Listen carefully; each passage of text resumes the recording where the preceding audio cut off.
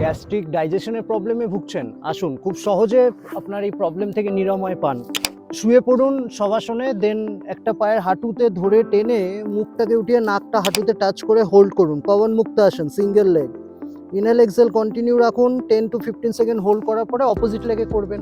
10 Times করার পরে দুটো পাকে টানবেন এবং মুখটাকে দুটো পায়ের মাঝখানে ধরবেন। পাটাকে টেনে পেটের উপরে প্রেসার দিয়ে ধরে রাখবেন। মনটাকে পেটের সাথে অ্যাবডোমিনে কানেক্টেড রেখে হোল্ড করুন 10 to 15 সেকেন্ড।